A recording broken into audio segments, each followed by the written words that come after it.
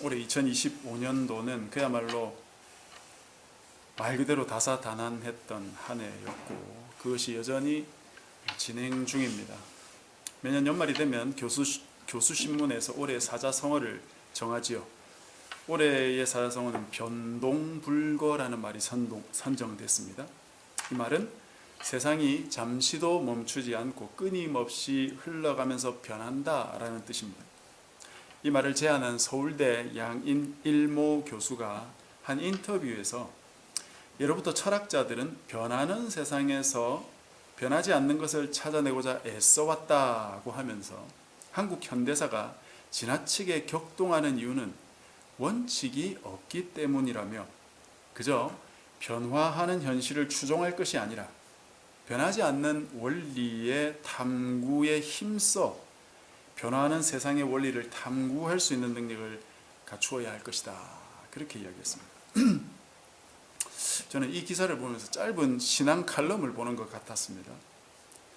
교수 신문이 뽑은 대로 세상은 늘 변동하고 흘러갑니다. 그 속에서 우리가 해야 할 일은 세상이 쉼없이 변동한다는 사실을 지적하는 것이 아니라 그 속에서 변하지 않는 원리, 말하자면 진리를 찾아가는 일일 것입니다. 그리고 그 일은 누구에게도 쉬운 일이 아니며 금방 성취할 수 있는 일도 아닙니다. 대부분의 사람들에게는 평생의 시간이 걸릴 만큼 오랜 시간이 필요하고 그만큼 가치 있는 일입니다. 저는 이 일을 하는 사람들을 구도자라고 부르고 싶고 제대로 신앙생활을 하는 사람은 누구나 구도자가 되어야 한다고 생각합니다. 성도는 신앙인, 믿음의 영웅, 영적 전쟁의 승리자보다는 구도자가 되어야 한다는 말입니다. 구도자란 한자로 말하면 도를 찾는 사람이라는 뜻인데 여기서 도는 진리라고 생각하면 되겠지요. 진리를 찾는 사람. 우리 모두는 그런 진리를 찾는 사람이 되어야 합니다. 이렇게 말하면 한편 옳은 듯 하지만 다른 한편으로는 고개를 갸우뚱할 수도 있습니다. 우리는 이미 진리를 가지고 있고 알고 있는 것 아니었어? 하면서 말입니다. 물론 우리는 진리라고 믿고 고백하는 성경을 가지고 있죠. 그러나 성경을 내가 가지고 있는 것만으로 그것이 내 것이 되는 것은 아닙니다. 공자, 맹자 등의 동양 고전의 책을 내가 구비해 놓는다고 해서 내가 그런 지혜자가 되는 건 아니지요. 옛 고전을 읽고 그것에 감명을 받아 내가 변할 수 있으려면 누가 말했듯이 그 책들을 씹어서 소화시켜야 할 겁니다. 같은 맥락에서 성경이라는 진리를 내 손에 들고 있는 것과 그것을 씹어서 소화시켜서 내 몸의 일부가 되게 하는 것은 조금도 같지 않습니다. 그것은 완전히 다른 것입니다. 제 눈에 오늘날 한국 기독교는 굉장히 위태로워 보입니다. 제가 여러분께 여러 가지 비유를 들어 말씀드리기도 했지만 현재 한국 교회는 마치 기름을 안고 불난집으로 뛰어드는 기차와 같기 때문에 거기서 뛰어내려야 될 것 같습니다. 제가 보기에 한국 교회는 뼈가지만 앙상하게 남은 해골 같아요. 그 뼈가지는 교회가 지키고 있는 중심 교리들과 그 교리들로부터 파생한 신앙 활동들을 말합니다. 진리를 씹어 먹어 소화시켜 살을 만들어야 되는데 그것을 안 하니까 뼈만 남은 것입니다. 한국교회의 대표적인 뼈가지 신앙 활동이 바로 예배와 기도. 대부분의 한국교회는 일주일에 예배를 한 10회 정도 드리고 기도회는 최소 금요기도회, 수요기도회 정도는 모일 겁니다. 교회의 핵심 활동이 바로 예배와 기도인 셈입니다. 그리고는 주중에 시간을 내서 전도도 하겠죠. 이런 활동들이 일반 교회들의 중심 활동들이고 그것은 오래된 관행입니다. 어떤 교회가 이런 활동들을 좀 더 재미있고 새로운 방식으로 하느냐 마느냐의 차이지 이런 활동을 하지 않는 교회는 거의 없어요. 아마 기존 교회들은 이런 활동들을 통해서 구도를 하는 것인지도 모르겠습니다. 그러나 우리 교회는 이런 활동을 하지 않습니다. 단지 주일날 모여서 한번 예배드린 것이 다입니다. 물론 현재 우리 상황이 이것마저도 녹록하지는 않습니다. 그러나 단지 우리 상황 때문에 이렇게 하는 것만은 아닙니다. 참된 구도를 위해서 이렇게 하는 것이고 우리 모두는 함께 그 길로 가고 있는 것입니다. 오늘은 우리가 현재 묵상하고 있는 미가서를 통해서 이 참된 구도의 첫 번째를 살피고자 합니다. 그것이 바로 예배에 관한 것입니다. 예배가 뭡니까? 누군가 교회에서 예배를 드리고 나오는 한 교인에게 예배가 뭡니까? 라고 물으면 뭐라고 답할까요? 많은 교인들은 교회에서 주일마다 드리는 그 의식을 예배라고 생각할 겁니다. 그중 교회에서 성경 공부 참여하는 사람들은 예배의 역사라든지 그 예배의 핵심을 언급할 수도 있을 것이고, 예배가 하나님과의 만남이다라고 주장하는 사람도 있겠지요. 또는 삶의 중심을 둔 사람들은 예배에 있어서의 중요성을 삶이라고 지적하는 사람도 있을 겁니다. 우리 교회가 7년 전 개척 설립 예배를 할 때 삶으로라는 노래를 불렀지요. 나는 삶으로 주님을 노래합니다. 나를 통하여 주님만 높임 받으소서. 나는 삶으로 주님을 예배합니다. 나의 삶을 빛으로 사용하소서. 기억이 나실지 모르겠어요. 저도 어제 오랜만에 한번 들어봤는데 가물가물하더라고요. 삶으로 예배를 드린다는 말은 그때나 지금이나 여전히 중요합니다. 그러나 이 말의 뜻을 정말 우리는 깨닫고 있는 것일까요? 오늘 우리가 읽은 본문이 바로 삶의 예배를 강조하고 있는 본문입니다. 이 본문을 좀 더 자세히 들여다보아야 할 것 같습니다. 그래야 진정으로 예배를 드릴 수 있지 않겠나 그런 생각이 듭니다. 그러려면 먼저 이 미가라는 선지자가 살았던 그 시대상을 잠시 좀 살펴야 되겠는데요. 미가서 1장 1절에 보면 미가가 살았던 시대를 요담, 아하스, 히스기야의 시대라고 나옵니다. 이 왕들의 이름인데요. 남유다 왕들. 요담은 자기 아버지 우시야를 이어서 왕이 된 사람인데 당시 유다는 엄청나게 번영했던 시절입니다. 그러나 산당이라는 걸 제거하지 않아가지고 백성들이 아직도 산당에서 제사 드리고 있다. 그런 언급이 열왕기서에 나옵니다. 그런 영적인 분위기가 요담 시대에도 여전했기 때문에 하나님은 아람이라는 나라와 북이스라엘이 유다를 치게 하셨어요. 그 다음 왕인 아하스는 유다에서 아주 악독한 왕 중에 한 명입니다. 이 사람은 자기 아들을 인신제사로 드렸던 사람입니다. 아람이 쳐들어왔을 때 하나님이 아니라 아수르에게 도움을 요청했던 사람입니다. 그때 아수르에게 잘 보이려고 아수르의 당시 수도였던 다메섹에 가가지고 자기가 봤던 제단을 똑같이 만들어가지고 예루살렘 성전에 두었던 사람이에요. 정신병자죠. 아수르를 저렇게 번성하게 한 신이라면 분명히 유다도 번성하게 할 수 있겠다라고 생각했던 것 같죠. 그야말로 하나님을 배신했던 사람이고 그 당시 유명한 선지자였던 이사야의 말도 듣지 않았던 사람이에요. 그 다음에 히스기야라는 왕은 우리에게 선왕으로 알려져 있지만 그도 죽기 전에 자신의 교만한 행동으로 유다의 멸망에 일조했던 사람입니다. 사실 유다 왕 중에 하나님 앞에서 완벽히 의롭고 선했던 왕은 아무도 없어요. 다윗도 흠이 있었고 히스기야도 흠이 있었고 요시야도 흠이 있었습니다. 인간이 어찌 안 그럴 수 있겠습니까? 열왕기나 역대기의 시대상은 주로 왕들을 중심으로 그려져 있고 일반 백성들과 그들의 삶에 대해서는 자세히 나오지는 않습니다. 그런데 선지서를 보면 그런 부분이 자세히 나와요. 미가서만 묵상해봐도 금방 당시에 일반 백성들이 어떻게 살았냐 하는 걸 알 수 있습니다. 미가서는 크게 세 부분으로 나눌 수 있는데 앞부분에는 예루살렘의 죄악에 대해서 말하고 있고 중간 부분에는 지도자들의 죄악에 대해서 그리고 끝부분은 백성들의 죄악을 고발하고 있습니다. 물론 그 사이사이 하나님의 회복에 대한 메시지도 나오는데요. 이런 부분들을 자세히 보면 이들의 죄악이 무엇인지 알 수 있고, 이게 오늘 제가 말씀드릴 예배의 본질과 직결되어 있습니다. 1장을 보면 예루살렘과 사마리아의 죄가 영적인 죄악으로 지적됩니다. 산당을 없애지 않고 영적 간음을 저질렀다는 거죠. 그러나 2장에 가면 죄악의 실제가 낱낱이 고발되는데, 부자들이 가난한 자들의 밭과 집과 산업을 탐하여 강탈했다는 것. 즉 힘센 자들이 연약한 자들을 갈취하고 억압했다는 것입니다. 그게 무슨 뜻입니까?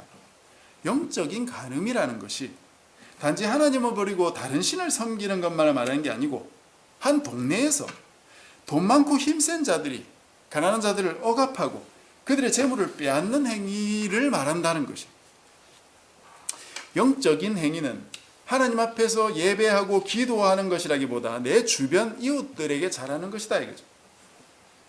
힘없고 보잘것없는 이웃을 괴롭히고 그들을 속여서 재물을 빼앗는다면 그것이 곧 영적 간음이다 이겁니다.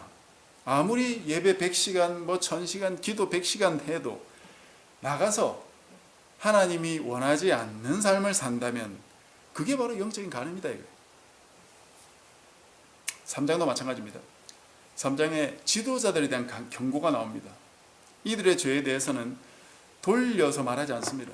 1절부터 바로 이들이 정의를 모르고 선을 미워하고 악을 기뻐했다 하면서 이어서 이들이 백성들의 살을 먹으며 가죽을 벗기고 뼈를 꺾어 삶아 먹었다고 그래요. 이런 표현은 지도자들이 가난한 백성들의 재물을 착취하는 걸 말하는 것이죠. 백성들이 땀 흘려 농사했던 농산물들을 지도자들이 빼앗아가 버렸다. 지도자들의 의무가 뭡니까? 백성들에게 하나님 법을 가르치고 그에 따라 살도록 인도하는 것이죠. 그러나 그 당시 지도자들은 하나님께 예배를 가르친답시고, 예배 드리려니까 소, 양, 염소 이런 거 잡아와라, 채소 가져와라, 곡물 가져와라, 기름 가져와라 해가지고 그것들을 자기들이 챙기고 이런저런 헌금도 가져와라 해놓고선 자기들이 그것을 빼앗아가 버렸다는 거죠. 하나님의 진리를 올바로 가르쳐야 할 사람들이 그것으로 자기 배를 채우는데 급급했다 이거. 하나님의 진리는 하나님이 어떤 분이신지를 배워 깨닫고 그 진리를 더 깊이 따르는 데 있는 것인데, 그걸 가지고 자기 사욕의 도구로 사용했다 이겁니다. 마치 공사의 구분이 없이 나라의 모든 수단을 자기 사욕을 채우기 위해 지난 3년을 살았던 한 부부처럼 말입니다. 오늘 우리가 함께 읽은 6장에도 그 내용이 나오지만 7장을 먼저 언급하고 그 다음에 6장을 말씀드리겠습니다. 7장에 보면 경건한 자와 정직한 자가 없다고 말하면서 그 이유를 지도자와 재판관들이 뇌물을 구하고 욕심을 구하기 때문이라고 했습니다. 경건한 자라고 말하면 마치 영적으로 잘 훈련이 된 사람처럼 보입니다. 그러나 그런 자가 없다고 하면서 그 신뢰를 재판이 올바르게 집행되지 않는다는 사실을 거론합니다. 지도자와 재판관들이 뇌물을 받아먹고 재판한다는 거예요. 즉 경건하다는 뜻은 기도를 잘하거나 많이 하는 것, 또는 예배에 빠지지 않고 참여하는 걸 말하는 게 아니다 이 말이에요. 정의롭게 사는 것을 거룩이라고 말하고 있습니다. 우리나라에도 경건하지 않는 사람들이 많지요. 최근 우리나라를 떠들썩하게 했던 한 플랫폼 회사가 있는데 바로 쿠팡입니다. 3,370만 개의 개인정보를 유출했어요. 그래 놓고도 글로벌 CEO인 김범석은 국회 청문회도 나오지 않고 자신의 대리로 우리말도 할 줄 모르는 호수아비 미국인 사장을 보내서 모든 질문에 모르쇠로 일관하며 우리 국민들을 모욕하지 않았습니까? 이 회사가 지금까지 이렇게 커다란 회사로 성장할 수 있었던 것은, 그 배경은 바로 대관 업무라는 것입니다. 대관 업무. 즉 정관계 로비를 잘해왔다는 거예요. 대통령 비서실, 검찰, 경찰, 공정위, 산업부, 고용노동부 등의 출신 공무원과 국회 보좌관 출신 30여 명의 30여 명을 고위 임원으로 영입해서 정부 규제나 입법을 쿠팡에 유리하도록 대응하게 활용했다는 겁니다. 이렇게 뭐 돈 많고 힘센 사람들이 뇌물 주고 받지 돈 없는 사람은 하지도 못하죠. 이 쿠팡이 2020년부터 2025년까지 과로사로 숨진 27명의 그 피해자들의 이 사고를 은폐하려고 했고, 그들의 유족들을 압박해서 사고 사실을 외부에 알리지도 못하게 했고, 최근에는 쿠팡 노동자들이 퇴직금도 받지 못하고 쫓겨난 그런 사건을 한 검사가 고발한 적도 있었죠. 쿠팡의 정관계 출신 고위 임원들이 뇌물 받아먹고 쿠팡의 불리한 사건들을 유리하게 처리하도록 입김을 넣은 것이죠. 이 모든 것들이 미가서에 따르면 경건하지 못한 행동이고 하나님께 심판받을 행동이다 이거죠. 이제 오늘 우리가 읽은 6장의 말씀을 봅시다. 우리가 정직한 눈으로 이 말씀을 본다면 이 말씀은 너무나 명확하게 말하고 있다는 것을 알 수 있습니다. 하나님께서 원하시는 것은 제사가 아니라 오직 정의를 행하며 인자를 사랑하며 겸손하게 하나님과 함께 행하는 것이다 라고 말하죠. 오늘날 교회에 유행하는 어구 중에 하나가 예배에 목숨 걸라는 표현입니다. 제가 여러 번 비판했지만 예배에 목숨을 걸라는 건 예배를 최고로 소중하게 여기고 빠지지 말고 은혜 받아서 변화된 삶을 살고 헌금도 잘해라 하는 그런 의도겠죠. 그런데 성경에서 예배 목숨 걸라는 말씀 여러분 본 적 있습니까? 그것보다 오히려 그 반대의 말씀이 눈에 띄게 더 많이 나옵니다. 선지서들의 여러 곳을 여러분이 자세히 읽어보십시오. 그런 곳에서 지적하는 것은 예배의 부족이 아닙니다. 예배를 드리지 않아서 그들이 영적으로 타락했다고 말하지 않아요. 정반대로 그들의 삶에서 하나님의 뜻을 올바로 따르지 않아서 심판받고 멸망받게 되었다는 것입니다. 하나님은 이들이 예배를 드리지 않아서 또는 기도를 잘못 드려서 이들을 심판하신 적이 없고, 이들이 힘없고 가난하고 소외된 자들, 고아와 과부같이 도움이 필요한 자들을 돕지 않고 학대하고 빼앗았기 때문에 이들의 기도를 듣지 않고 이들의 예배를 받지 않겠다, 그렇게 말씀하신 것이에요. 즉 그들의 사회생활이 죄악으로 오염되었기 때문에 그들이 드리는 예배, 기도가 오염되고 잘못되어서 하나님이 거부하셨다 이 말이에요. 오늘 우리가 읽은 미가서도 마찬가지입니다. 1년 된 송아지, 천천의 순양, 만만의 강물 같은 기름, 또는 자신에게 가장 귀한 마다들을 하나님께 드리는 제사를 기뻐하시고 기대하시는 게 아니라 오히려 하나님이 원하시는 가장 중요한 것은 밖에 나가서 정의를 행해라. 이웃에게 나쁜 짓 하지 말고 그들을 사랑하며 돌보며 살라. 그거 말씀하신다는 겁니다. 그게 하나님이 원하시는 예배라는 것이에요. 하나님 앞에 나와서 엄청난 제단에서 수백 수천 마리 소나 양을 죽여서 바치는 제사가 아니라, 그 예배가 아니라 그저 나의 삶 속에서 이웃을 사랑하며 사는 것이 예배라고 말씀하셨다 이 말이에요. 오늘날로 말하면 이름만 대면 알 수 있는 엄청난 큰 교회에 가서 고액의 헌금을 바치고 그 교회 중직자가 되어서 떵떵거리고 이름도 모르는 성도를 무시하는 그런 예배가 아니라, 그건 오히려 영적인 간음이고, 때로는 바빠서 예배도 못 드려도 내가 있는 곳에서, 내 일터에서 하나님이 기뻐하시는 대로 정직하고 의롭게 내 이웃들을 유익하게 할 일들을 행하며 사는 것이 바로 예배다. 그것이 바로 삶으로 드리는 예배일 겁니다. 그런 예배의 삶의 모습을 미가서는 그 6장 그 아랫부분에 구체적으로 말하고 있어요. 10절에 보면 불의한 재물이 있느냐, 축소시킨 가증한 에바가 있느냐, 부정한 저울을 썼느냐. 네가 혹시 장사하면서 저울 조작해서, 저울 눈금 조작해서 그렇게 하지 않았느냐 이거예요. 마땅히 주어야 할 만큼 주지 않고 빼돌려서 내 이득을 취했냐 이거죠. 사장이라면 임금을 제대로 주었냐? 장사하는 사람들이 무게를 제대로 지키지 않고 물건을 팔진 않았냐? 음식 장사하는 사람들은 상한 음식을 쓰거나 재활용해서는 안 되는 그런 음식들을 재활용하지 않았느냐? 이웃을 속이는 행위를 하지 않았냐 이거예요. 정의롭게 행하지 않고 남을 속여서 자신의 이득을 챙기는 그런 수법 네가 쓰지 않았느냐 이거예요.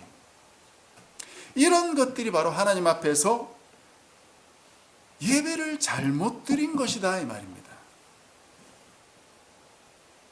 그래서 이렇게 살면 결국 하나님의 심판을 받아서 먹어도 배부르지 않은 상태가 되고 항상 속이 텅 빈 것처럼 느껴지고 속여서 쌓아둔 그 재물을 다 날려버리겠다고 하나님께서 13절 이하에 쭉 말씀하고 계십니다. 하나님께 와서 드리는 예배가 아니라 이웃을 속이는 것, 그것을 잘못된 예배로 보시겠다, 그렇게 말씀하신 것입니다. 하나님께 잘못한 것이 죄가 아니라 나의 이웃을 속여 빼앗은 것을 죄라고 말씀하신다 이 말이에요. 그게 잘못된 예배라고 말씀하신다 이 말이에요. 오늘날 한국교회가 잃어버린 것이 바로 이런 면입니다.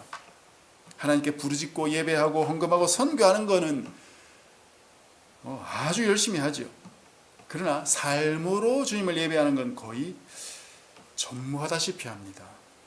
하나님께 헌금하려고 이웃에게 빼앗고 하나님께 예배하려고 근무시간 조정해가지고 함께 일하는 동료들 힘들게 하고 종교 활동한답시고 자기가 해야 할 업무를 규정된 시간까지 끝내지 못하는 그런 경우가 많지 않느냐 하는 거죠.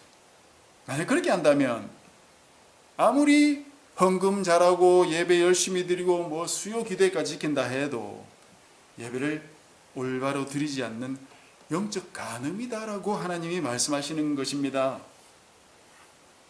이 말씀에 의하면 우리는 사실상 예배를 거꾸로 생각하고 드린 것이 아닌지 심각하게 재고해 보아야 됩니다.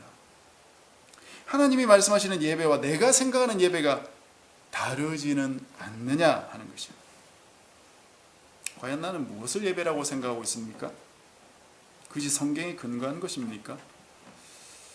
적어도 미가서의 정의대로라면 나는 과연 몇 번이나 제대로 된 예배를 드렸을까요?